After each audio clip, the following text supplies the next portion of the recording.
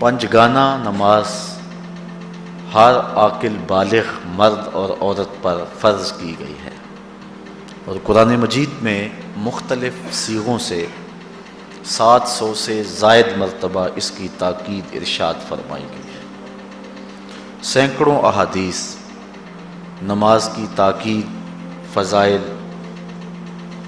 ادا کرنے کی ترغیب اور نہ پڑھنے پر ترہیب میں وارد ہیں۔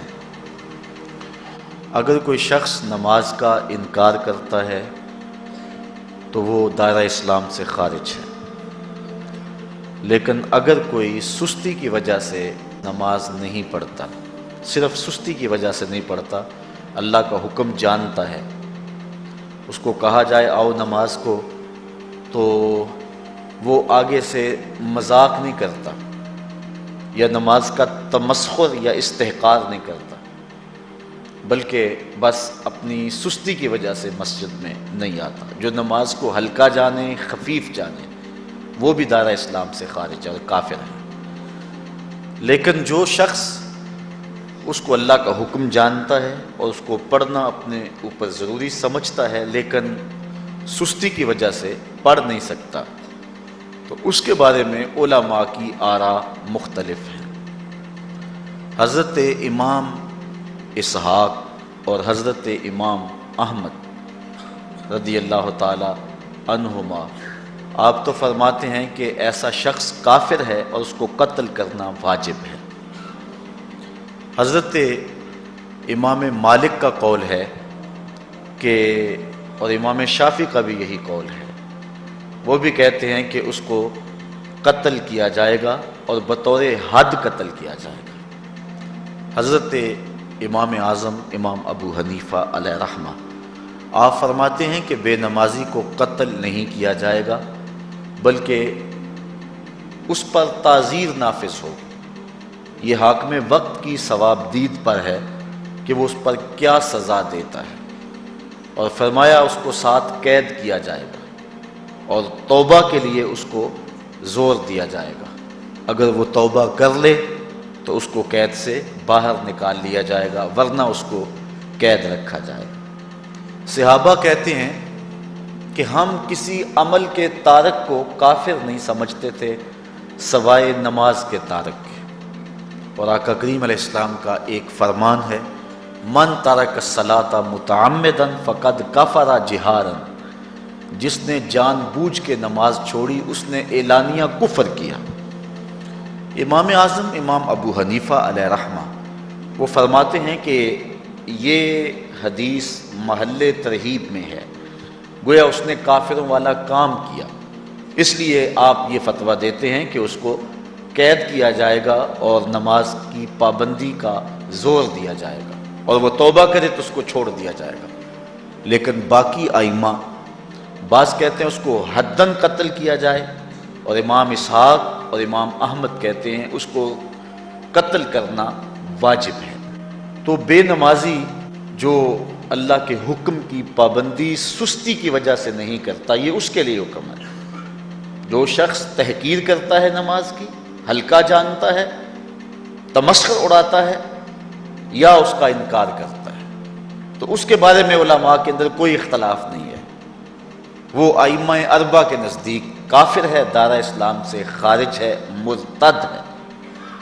لیکن سستی کی وجہ سے نماز نہ پڑھنے والا، اس کے بارے میں علماء کا یہ موقف ہے۔ حضرت غوث اعظم الشیخ سید عبد القادر جیلانی علیہ رحمہ آپ فرماتے ہیں کہ بے نمازی کو مسلمانوں کے قبرستان میں دفن نہ کرو۔ حضرت سلطان باہو علیہ رحمہ آپ کا قول ہے کہ بے نمازی سے خنزیر بھی پناہ مانگتا ہے۔ حضرت شیخ سعدی شیرازی فرماتے ہیں بے نمازی کو قرض نہ دو، جو اللہ کا قرضہ ادا نہیں کرتا تمہارا قرض کیسے لٹائے گا۔ اب آئیے ہم حضور علیہ السلام کے فرامین دیکھتے ہیں اس حوالے سے۔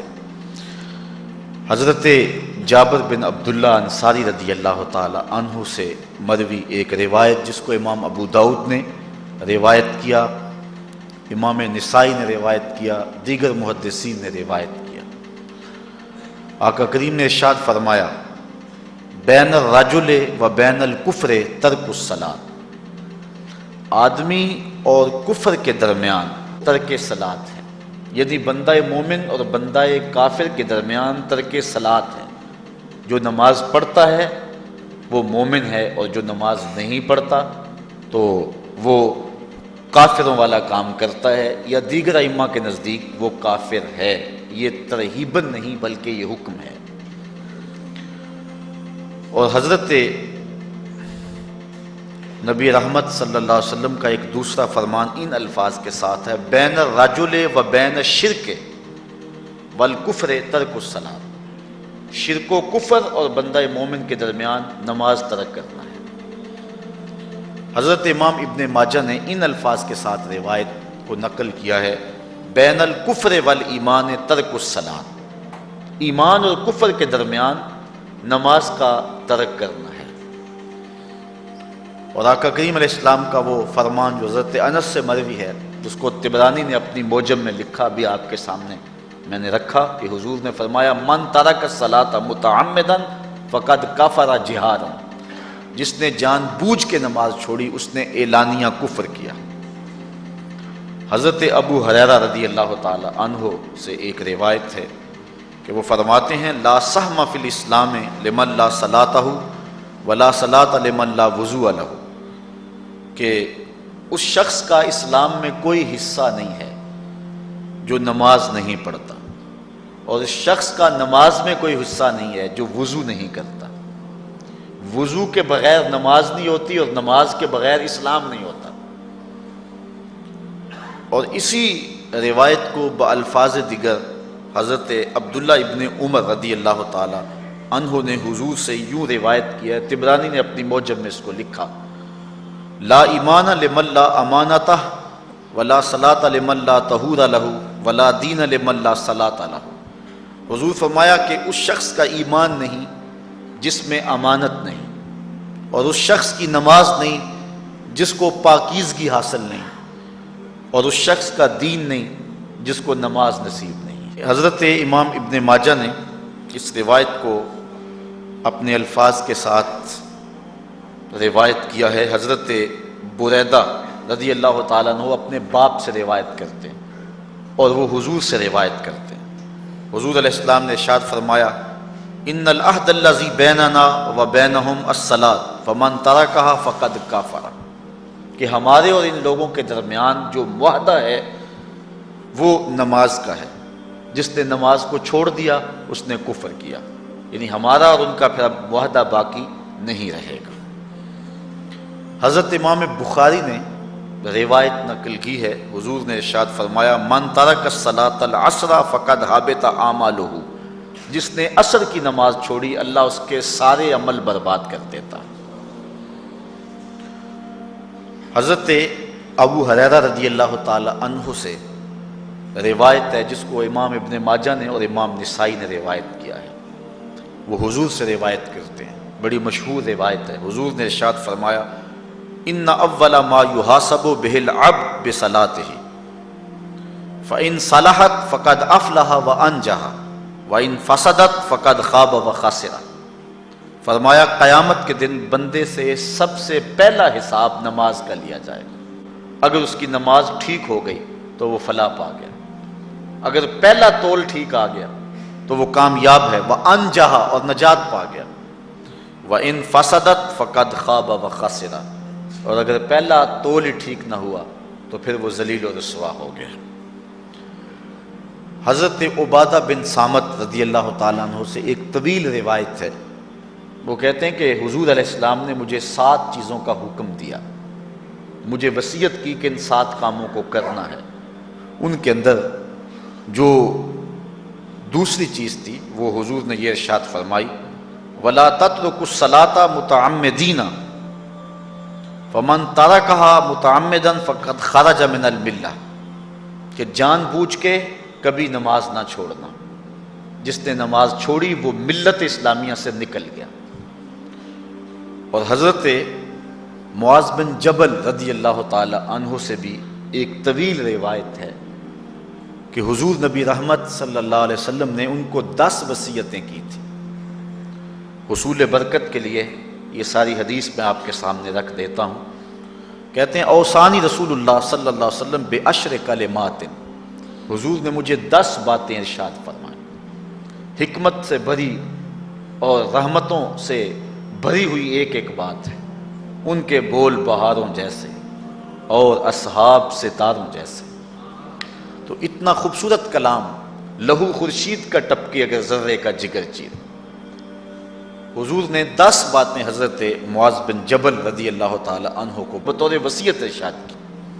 کہتے ہیں قالا، حضور نے مجھے کہا، ارشاد کیا، لا تشرک باللہ شیئا وان قتلت وحرقت، اللہ کے ساتھ کسی کو شریک نہ ٹھہرانا، اگرچہ تجھے قتل بھی کیا جائے اور تجھے آگ میں جلا بھی دیا جائے، کبھی بھی اللہ کے ساتھ شریک نہ ٹھہرانا۔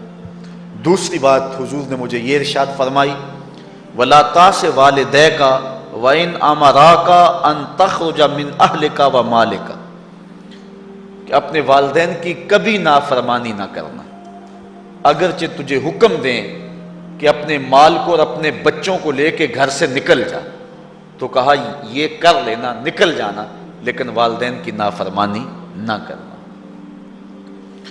تیسری بات حضور نے ارشاد فرمائی، وَلَا تَتْرُكَنَّ صَلَاةً مَكْتُوبًا مُتَعَمِّدًا فَإِنَّ مَنْ تَرَكَ صَلَاةً مَكْتُوبَةً مُتَعَمِّدًا فَقَدْ بَرِئَتْ مِنْهُ ذِمَّةُ اللَّهِ۔ فرمایا اے معاذ بن جبل، فرض نماز جان بوجھ کر کبھی بھی نہ چھوڑنا، زندگی میں کبھی نہ ہو کہ تجھ سے فرض نماز چھوٹے، اس لیے کہ جس نے فرض نماز جان بوجھ کے چھوڑ دی، اللہ اور اس کے رسول نے اس سے اپنا ذمہ اٹھا لیا۔ اب وہ جدھر مرضی جائے، اللہ نے جو ذمہ لیا ہوا ہے مومن کا، اللہ اٹھا لیتا ہے۔ چوتھی چیز حضور نے جو ارشاد فرمائی، وَلَا تَشْرِبَنَّ خَمْرًا فَإِنَّهُ رَأْسُ كُلِّ فَاحِشَةٍ، اے معاذ بن جبل، زندگی میں کبھی بھی شراب نہ پینا، ہر بے حیائی کی جڑ ہے اور بنیاد ہے شراب۔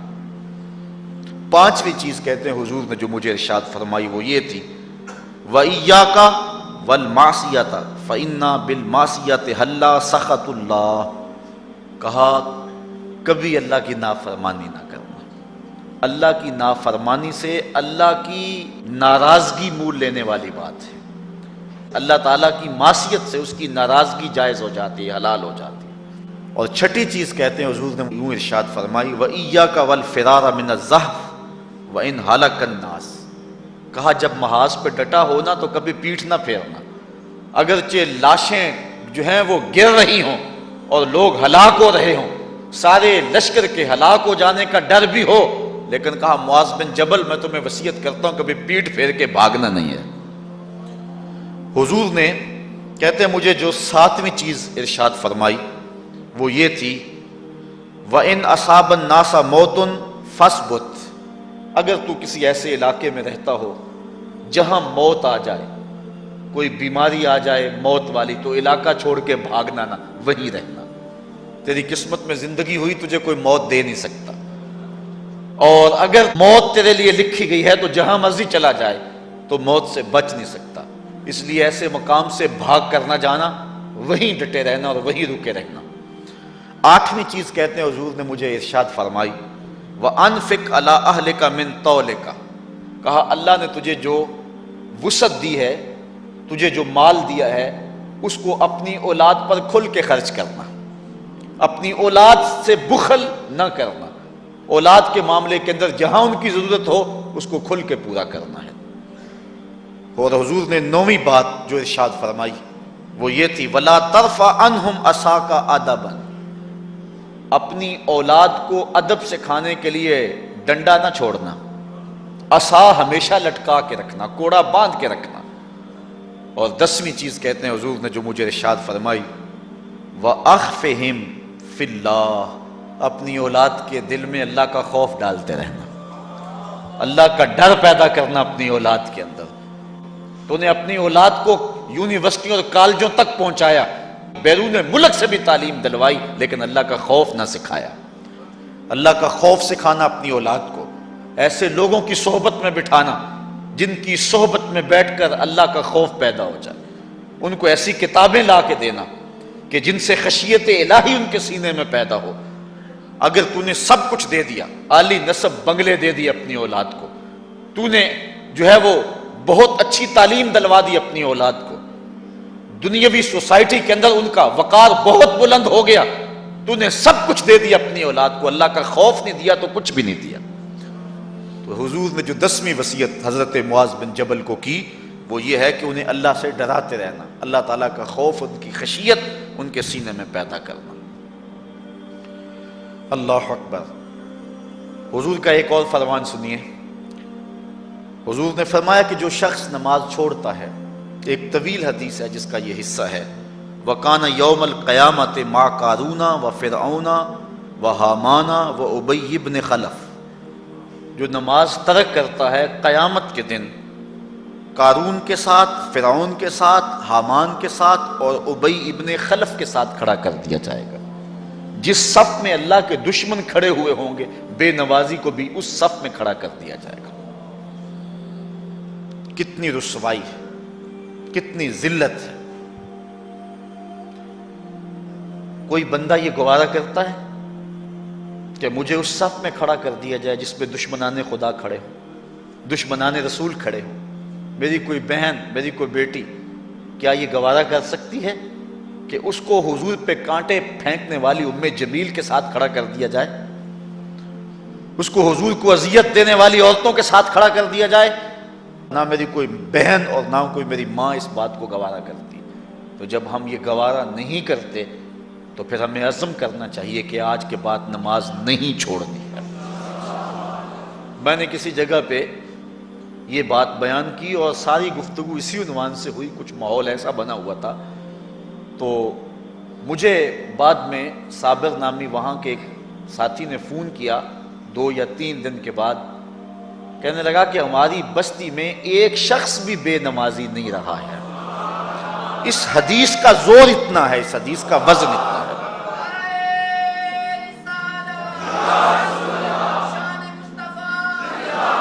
تو کوئی شخص یہ گوارا کرتا ہے کہ مجھے دشمنان خدا کی صف میں کھڑا کر دیا جائے، جن دشمنوں کے چہروں پہ تالکول ملی ہوئی ہوگی اور ان پر لعنتیں برس رہی ہوں گی، اور دنیا کے اوپر سب سے رسوائی زیادہ ان لوگوں کو ہوگی، تو کوئی شخص بھی یہ گوارا نہیں کرتا۔ ہم تو ان کے سائے سے بھی بچنا چاہتے ہیں۔ میرے مالک، ہمارا حشر ان کے ساتھ نہ کرنا، ہمارا حشر تو ابو بکر و عمر کے ساتھ کرنا، ہمارا حشر تو عثمان غنی کے ساتھ کر دینا، ہمارا حشر تو مولا کائنات کے ساتھ کر دینا۔ مالک، ہمارا حشر بریلی کے امام احمد رضا کے ساتھ کر دینا، ہمارا حشر امام غزالی کے ساتھ کر دینا، بلال حبشی کے ساتھ کر دینا۔ ہماری آرزویں تو یہ ہیں، ہماری تمنائیں تو یہ ہیں۔ ہم تو کہتے ہیں مولا کل قیامت کے دن اٹھیں تو داتا کے قدموں میں اٹھیں، خواجہ اجمیری کی چوکھٹ سے اٹھیں، ہم اٹھے تو شاہ نقشبند بخاری کا جلوس آگے ہو، ہم اس جلوس کے ساتھ شامل ہوں، خواجہ معین الدین چشتی کی غلامی میں اٹھے، ہم حضرت غوث اعظم کی نوکری میں اٹھیں، حضرت شیخ شہاب الدین کی نوکری میں اٹھیں۔ تو ہماری آرزویں تو یہ ہیں، ہماری تمنائیں تو یہ ہیں، لیکن اگر ہم یہ چاہتے ہیں کہ ہم ان لوگوں کے ساتھ اٹھیں تو پھر ایک نماز بھی ترک نہیں کرنا ہوگی، اور اگر نماز ترک ہو گئی تو کتنی بڑی سزا ہے، کتنی بڑی رسوائی ہے، کتنی بڑی ذلت ہے، اور یہ آپ کے رسول کا فرمان ہے۔ اللہ اکبر، کہ قیامت کے دن وہ شخص جو نماز نہیں پڑھتا، قیامت کے دن اس کو دشمنان خدا کی صف میں کھڑا کر دیا جائے گا۔ یہ ہو نہیں سکتا کہ ہم نے یہ حدیث سن لی اور اب نماز قصداً چھوڑیں۔ آج عزم کر کے اٹھیں، اور اولاد نہیں آئی، بیٹیاں نہیں آئیں، گھر والے نہیں آئے، لیکن جا کے اس بات کو گھر میں نافذ کرنا ہے، اس کو حکماً نافذ کرنا ہے گھر کے اندر۔ ہمارا گھر ہو رسول اللہ کی امتی کا اور گھر میں کوئی بے نماز ہو، یہ حکم دینا ہے، وَأْمُرْ أَهْلَكَ بِالصَّلَاةِ، فرمایا اپنے گھر والوں کو نماز کا حکم دو۔ اس گھر میں نحوست ہوتی ہے جس گھر میں بے نمازی ہوتے ہیں۔ اس لیے آج ہم یہاں سے عزم کر کے جانا ہے کہ آج کے بعد ہم نماز نہیں چھوڑیں گے انشاءاللہ۔ اتنے زور سے کہو کہ شیطان کا کلیجہ پھٹ جائے۔ اللہ ہماری اس انشاءاللہ کو قبول کرے، قبول کرے۔ اللہ ہم کو پنجگانہ سجدے کی توفیق دے۔ کتنا بد نصیب ہے شخص کہ جس کی پیشانی اس کی حضور جھکتی نہیں ہے، سارا دن کبھی کسی کو سیلوٹ کرتا ہے، کبھی کسی کو سیلوٹ کرتا ہے، کہتا ہے میرے اس سے بھی تعلق ہونے چاہیے، اس سے بھی واسطہ ہونا چاہیے، اس سے بھی رابطہ ہونا چاہیے، کبھی دنیا میں کام پڑ جاتا ہے، اس سے بھی تعلق رہنا چاہیے میرا۔ کہاں کہاں صبح سے لے کر شام تک سلوٹ مارتا ہے، ایک اللہ کے حضور نہیں جھکا جاتا۔ اقبال علیہ رحمہ کہتے ہیں ایک سجدہ جسے تو گراں سمجھتا ہے، ہزار سجدے سے آدمی کو دیتا ہے نجات۔ آؤ اللہ کے حضور بندگی کا سر جھکائیں۔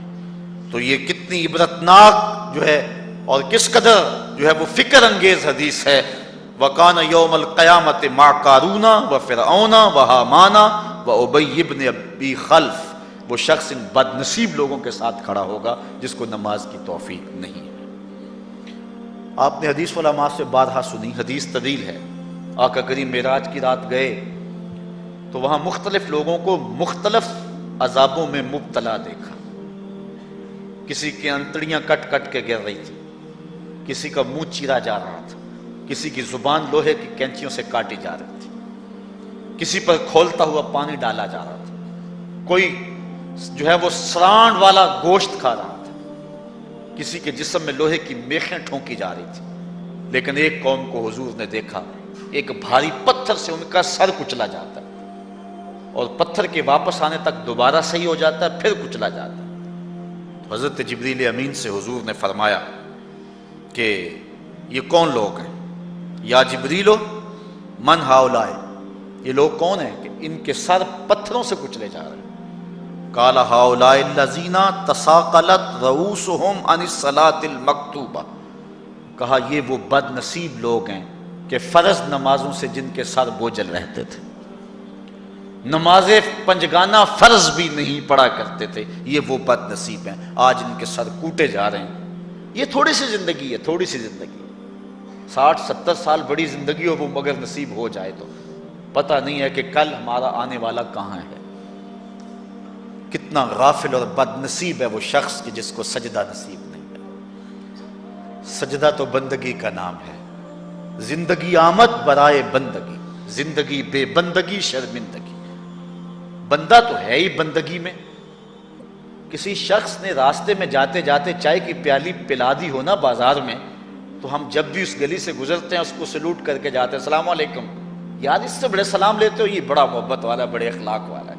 یار جس نے چائے کی پیالی پلا دی ایک مرتبہ، اس کو تو جاتے آتے سلام کر کے جاتے ہو۔ جس رب نے زندگی بخشی ہے، جس رب نے جو ہے وہ ساری بہاریں عطا کی ہیں، اس کے حضور میں جھکا جاتا ہے۔ کتنا متکبر شخص ہے جو اللہ کے حضور نہیں جھکتا۔ اللہ اکبر۔ کہا یہ وہ بد نصیب لوگ ہیں فرض نمازوں سے جن کے سر بوجھل رہا کرتے تھے۔ اللہ اکبر۔ حضور نبی رحمت صلی اللہ علیہ وآلہ وسلم نے ارشاد فرمایا، نماز چھوڑنا تو خیر بہت بری بات ہے، جو شخص نماز پڑھتے ہیں لیکن جماعت سے نہیں پڑھتے، فرمایا میرا جی چاہتا ہے کہ اپنی جگہ کسی اور کو کھڑا کروں اور جوانوں کا ایک گروہ ساتھ لوں، اور جو لوگ مسجد میں نماز پڑھنے نہیں آتے ان کے گھروں کو آگ لگا دوں۔ رحمت للعالمین آقا فرما رہے ہیں کہ ان کے گھروں کو آگ لگا دوں۔ کتنا غصہ ہے ان لوگوں پر کہ جو مسجد میں آ کر نماز نہیں پڑھتے، اور جو پڑھتے ہی نہیں، اس دور میں تو کوئی تھا ہی نہیں کہ مومن ہو نماز نہ پڑھتا ہو۔ اللہ اکبر۔ تو مومن نماز ہی پڑھتے تھے، تو اگر کسی سے گھر میں نماز پڑھی گئی تو فرمایا میرا جی چاہتا ہے۔ آج نماز تو نماز رہی، ہم کو تو جمعہ بھی نصیب نہیں ہے۔ کتنے لوگ ہیں کہ جو پابندی کے ساتھ نماز جمعہ بھی نہیں پڑھتے۔ حضور کا ایک فرمان سنیے، آقا کریم نے ارشاد فرمایا من ترک الجمعۃ ثلاث جمع متوالیات فقد نبذ الاسلام وراء ظہرہ، جس نے بغیر کسی عذر کے 3 جمعے چھوڑ دیے اس نے اسلام کو اپنی پشت کے پیچھے ڈال دیا، اس نے پرواہ ہی نہیں کیا اسلام کی۔ اور ایک حدیث کے لفظ ہیں من ترک ثلاث جمعات من غیر عذر کتب من المنافقین، جس نے بغیر کسی عذر کے 3 جمعے چھوڑ دیے اس کا نام منافقوں کی فہرست میں لکھ دیا جاتا۔ اور ایک حدیث کے لفظ اس حوالے سے ہیں من ترک ثلاث جمع تہاونا بہا طبع اللہ علی قلبہ، جس نے سستی کی وجہ سے 3 جمعے چھوڑ دیے تو اس کے دل پر اللہ غفلت کی مہر لگا دیتا ہے۔ یہ وہ بد نصیب شخص ہے کہ جو نمازیں جمعہ چھوڑتا ہے۔ حضرت ابن حجر نے الزواجر کے اندر ایک روایت لکھی ہے، وہ فرماتے ہیں جو شخص نماز ترک کرتا ہے اس کو بہت ساری رسوائیاں ہیں۔ وقت اتنا طویل نہیں ہے کہ ایک ایک چیز کو تفصیل سے بیان کروں۔ وہ کہتے ہیں پہلی بات تو یہ ہے کہ اس کی عمر میں برکت اٹھا لی جاتی، دوسری بات اس کے چہرے سے صالحین کا نور اتار لیا جاتا، تیسری بات وہ کوئی بھی عمل کرے اس کا ثواب نہیں ملتا اس کو، یہ دنیا پر اس کو سزائیں ہیں۔ چوتھی سزا دنیا پر اس کو یہ ملتی ہے اس کی دعائیں قبول نہیں ہوتی، اور پانچویں سزا اس کے لیے یہ ہے کہ اس کے لیے جو نیک لوگ دعا کرتے ہیں ان دعاؤں کا حصہ اسے نہیں ملتا۔ مومن نیک سحری وقت اٹھ کے دعا مانگتے اللہ پوری امت پر کرم کر لے، تو یہ بھی امت میں شامل ہے، دعا اللہ والے کی تو قبول ہوئی لیکن اس کا حصہ نکال دیا گیا، اس کا حصہ نیک لوگوں کی دعاؤں سے نکال دیا گیا۔ اور جب وہ مرنے لگتا ہے نزا کے وقت تین اس کو سزائیں ملتی، ایک تو بھوکا مرتا ہے، دوسرا پیاسا مرتا ہے، تیسرا ذلیل ہو کے مرتا ہے۔ اور قبر کے اندر اس کو تین سزائیں ہیں۔ حضرت امام ابن حجر کہتے ہیں ایک تو اس کی قبر تنگ کر دی جائے گی، حتیٰ کہ ادھر والی پسلیاں ادھر اور ادھر والی پسلیاں ادھر۔ دوسرا اس کی قبر میں آگ ڈالی جائے گی، جو اللہ کے حضور نہیں جھکتا اس کی قبر اس لائق ہے کہ اس میں آگ ڈالی جائے۔ اور تیسری اس کے اوپر ایک اژدہا مسلط کر دیا جائے گا جس کا نام ہے شجاع الاقرع، اور جب وہ ڈنگ مارے گا تو 70 گز تک وہ شخص زمین میں دنس جائے گا، اور وہ مسلسل یہ ڈنگ مارتا رہے گا۔ اور کہا کہ تین سزائیں اس کو حشر میں پہنچیں گی، ایک تو اس کا حساب سختی سے لیا جائے گا، اور جس کا حساب سختی سے لیا گیا وہ بچ پائے گا، حساب سے بچے گا وہ جس سے اللہ صرف نظر کرے گا۔ اللہ اکبر۔ ایک تو اس کا حساب سختی سے لیا جائے گا، دوسرا اللہ تعالیٰ جل شانہ اپنے قہر و غضب کا اس پہ اظہار کرے گا، اور تیسری اس کو سزا یہ دی جائے گی کہ اس کو جہنم میں ڈال دیا جائے گا۔ ساتھیاؤ، میں اور آپ آج کی اس بزم میں یہ پختہ عزم کر کے اٹھیں کہ آج ہم خود بھی اور اپنی اولاد کو بھی، اپنے دوستوں کو بھی، میرے والد گرامی فرمایا کرتے تھے جس سے دوستی ہو نا اس کی انگلی پکڑ کے دین کی راہ پہ لے آؤ، یہ دوستی کا حق ہے۔ اس کے لیے آپ بہت کچھ کرتے ہیں لیکن اگر اس کو دین نہیں دیا تو کچھ بھی نہیں دیا۔ کوشش کرو میرا دوست ہو اور جہنم میں جائے۔ والدین بچے کے مستقبل کے لیے کتنی کوشش کرتے ہیں، لاکھوں روپیہ لگاتے ہیں مستقبل ٹھیک ہو جائے، کرتے ہیں کہ نہیں کرتے؟ یونیورسٹیوں کے اندر، کالجوں کے اندر کتنی بھاری فیسیں بھرتے ہیں، کیوں اتنا کچھ کیوں کر رہے ہو؟ میں نے دیکھا بوڑھا باپ اپنی کمر پہ بوریاں لاد کے مزدوری کرتا ہے، مائیں اپنا زیور بیچ رہی ہیں کہ اولاد پڑ جائے۔ میاں اتنا کچھ کیوں کر رہے ہو؟ جی مستقبل ٹھیک ہو جائے۔ یہ مستقبل کتنا ہے؟ 20-25 سال کا، اور جو اصل مستقبل ہے اس کی فکر ہی نہیں کسی کو۔ اصل مستقبل تو وہ ہے، اللہ اکبر۔ بیرون ملک جائے بیٹا تو ماں کہتی ہے بس دعا کرو کہ میرا بیٹا خیریت سے پہنچ جائے۔ بیٹی کی شادی کرتی ہے تو ماں کہتی ہے دعا کرو کہ اپنے گھر میں اس کو چین مل جائے۔ کسی کا انٹرویو ہوتا ہے، لوگ کہتے ہیں جناب دعا کرو کہ اس انٹرویو میں وہ کامیابی سے گزر جائے۔ میں کہتا ہوں جب قبر میں اترتا ہے پھر کسی نے آ کر کبھی نہیں کہا کہ دعا کرو مشکل گھڑی آ گئی ہے خیریت سے گزر جائے۔ اصل امتحان تو یہ ہے، اگر اس امتحان سے گزر گیا تو کامیابی اور بامرادی۔ یہ تھوڑا سا مستقبل دنیا کا، اس کے لیے ہم کتنے پیسے لگا دیتے ہیں، سب کچھ اولاد کو آتا ہے، ہر شے فر فر پڑھتے اور بولتے ہیں، دعائے قنوت بھی نہیں آتی ہوتی۔ تو ہم اپنی اولاد کے لیے دین کا تحفہ اس کو کبھی نہ چھوڑیں۔ اللہ اکبر۔ کوشش کریں، محنت کریں۔ حضور نبی رحمت صلی اللہ علیہ وآلہ وسلم نے ان بد عمل واعظین کی بات بھی کی ہے کہ جو لوگوں کو نیکی کا حکم دیتے ہیں اور خود اس پہ عمل نہیں کرتے۔ آج ہمارے کچھ واعظین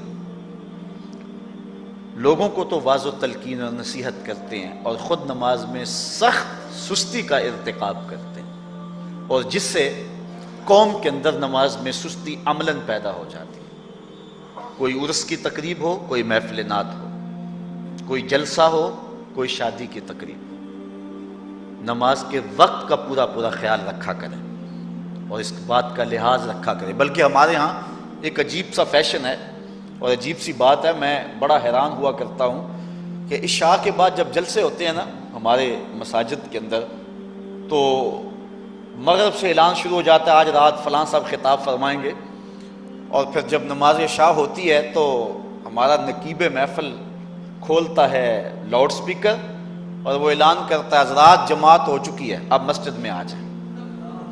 یعنی یہ نماز کو ہلکا کرنے والی بات ہے۔ ان کو کہا جا رہا ہے کہ بلکہ بعض تو کہہ دیتے ہیں جس کا تمہیں ڈر تھا وہ گزر گئی ہے، اب آ جاؤ۔ کیا لینا ہے جلسے میں آ کر اگر نماز ہی نہیں پڑھنی ہے تو؟ ممبر و محراب کے جو ذمہ دار ہیں ان سے جو ہے وہ عجیب و غریب قسم کی جو ہے وہ حرکات سکنات سرزد ہو رہی ہیں۔ یہ جو جہل نقیبوں کا ایک غول آ گیا نا، یہ بھی ایک بہت بڑی مصیبت ہے۔ ایک تو بے تحاشا القاب، دوسرا دین کی روح سے ناآشنائی۔ وہ کسی نے کہا تھا نا کہ پہلے حضرت غوث پاک ولی بناتے تھے، چور سے کتب بناتے تھے، آج کل ہم بناتے ہیں۔ کہا تم کیسے؟ کہا ہمیں پتہ ہوتا ہے یہ چور بیٹھا ہوا ہے، ہم کہتے ہیں غوث زماں اور کتب دوران۔ بے تحاشا اور بے تکا انداز، اور پھر دین کی روح سے یہ ناآشنائی کہ باقاعدہ اعلان ہوتا ہے جناب جماعت ہو چکی اب تو آ جاؤ۔ تو کیا کرنا ہے ساری رات جاگ کے اگر عشاء کی نماز ہی نہیں پڑھی تو نماز کو ہلکا کیا گیا ہے۔ اسی طرح جلسہ لمبا ہو رہا ہے اور نماز کا وقت سکڑ رہا ہے، ان چیزوں کا التزام کرنا ہے، ہم نے کوشش کرنی ہے۔ اور یہ بھی ایک مصیبت ہے کہ دربار بڑا اونچا ہے اور مسجد کے اندر جانوروں کی بینٹیں پڑی ہوئی ہیں۔ حیثیت تو مسجد کی ہے، دربار کی تو ثانوی حیثیت ہے۔ دربار پہ 3 کروڑ روپیہ لگا ہوا ہے اور مسجد میں چٹائیاں بھی موجود نہیں ہیں۔ اپنے بھی خفا مجھ سے ہیں بیگانے بھی ناخوش، کہ زہر حلاحل کو کبھی کہہ نہ سکا کند، بات وہی کہتا ہوں سمجھتا ہوں جسے حق، نئے ابلہ مسجد ہوں نئے تہذیب کا فرزند۔ ہم نے ان چیزوں کو دیکھنا ہے۔ اچھا، بعض والدین کی ایک سستی ہے، وہ آتے جناب تعویذ کر دو، ہماری اولاد نماز نہیں پڑھتی، بچے نماز نہیں پڑھتے، اور کہتے ہیں جی ہماری تو چلو گزر گئی، ہم تو نہیں پڑھتے، یہ تو پڑھیں۔ میں کہتا ہوں یہ کیوں پڑھیں جب تم نہیں پڑھتے؟ الولد سر لابیہ، بیٹا باپ کا راز ہوتا ہے۔ تم مجھ سے تعویذ لینے آگے ہو، گھر میں مصلی بچھا کے سجدہ کرو، تمہاری اولاد بھی تمہارے تتبع میں سجدہ کرنے کی عادت ڈال دے گی۔ حضور فرمایا بچے 7 سال کے ہوں تو انہیں مسجد میں لے جاؤ، 10 سال کے نہیں پڑھتے تو ان کو مار کے پڑھاؤ۔ اب اولاد ہوگی جوان، خود کبھی سجدہ کیا نہیں، اب کہتے ہیں شاید تعویذ سے کم چل جائے گا۔ جو تعویذ اللہ کے رسول نے تمہیں دیا تھا کہ 7 سال کے ہوں تو پکڑ کے انگلی مسجد کا راستہ دکھاؤ، 10 سال کے ہو جائیں تو مار کے پڑھاؤ، ان کے سینے میں اللہ کا خوف داخل کرو، ان کو قرآن کی تلاوت سکھاؤ۔ علموا اولادکم 3 خصال، اپنی اولاد کو 3 چیزیں سکھاؤ۔ حب نبیکم، ایک اپنے نبی کا پیار سکھاؤ، وحب اہل بیت ہی، رسول اللہ کے اہل بیت کا پیار سکھاؤ، وتلاوت القرآن، اور قرآن کا پڑھنا سکھاؤ۔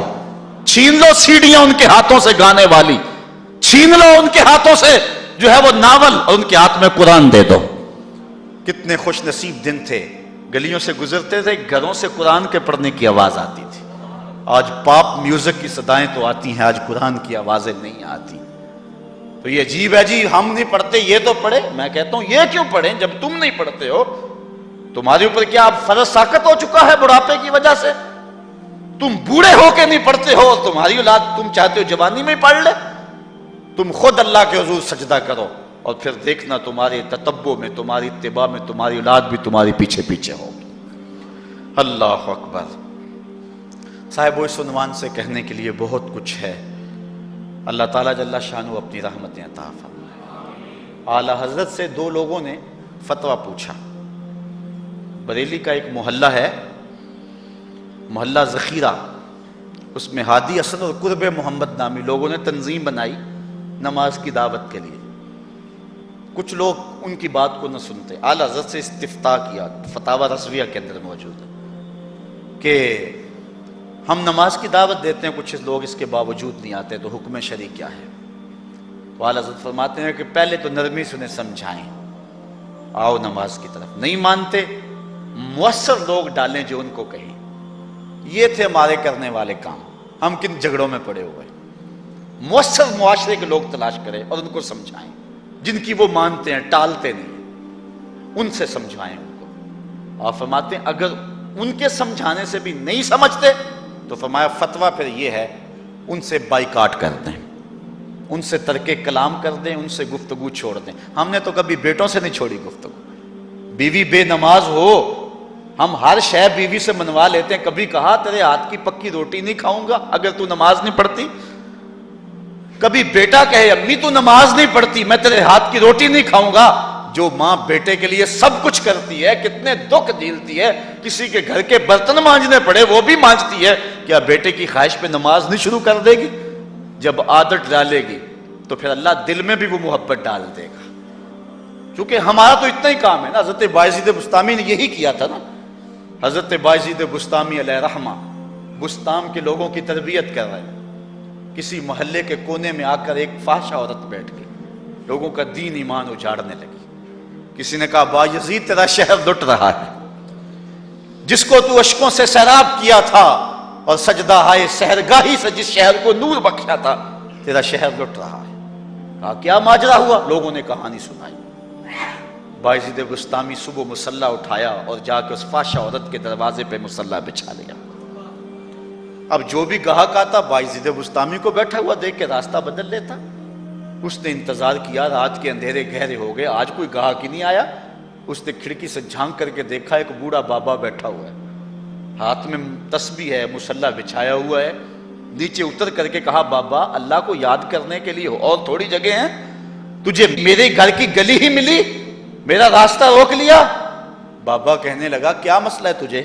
کہا میرے گاہک رکے ہوئے ہیں. کہا آج میں تیرا گاہک ہوں، بتا تیری رات کی قیمت کتنی ہے. اللہ اکبر. حضرت بایزید بسطامی نے قیمت طے کی. اس کے گھر کی جب چھت چڑھنے لگے نا سیڑھیاں، لوگ دیکھ رہے تھے. کہا مالک اگر بایزید بھی اجڑ گیا تو روشنی کہاں سے لیں گے؟ بایزید بھی ایک فاحشہ عورت کے کوٹھے پہ چڑھ رہا ہے، اگر یہ بھی چراغ بجھ گیا تو زمانے کو اجالا کہاں سے ملے گا؟ لیکن قدرت کو کچھ اور ہی منظور تھا. اس سے کہا مصلی بچھا لے، جو میں کرتا جاؤں وہ کرتے جانا. پہلے وضو کیا، اس نے بھی کیا، پھر مصلی پہ آئے، وہ بھی پیچھے کھڑی ہو گئی. پھر بایزید قیام کیا، اس نے بھی قیام کیا. پھر رکوع میں گئے، وہ بھی رکوع، قوما وہ بھی قومیں. جب سجدے میں حضرت بایزید گئے، وہ بھی سجدے میں، تو بایزید رو پڑے. کہا مالک بایزید کا اتنا ہی کام تھا کہ اس کا سر تیری چوکھٹ تک جھکا دے.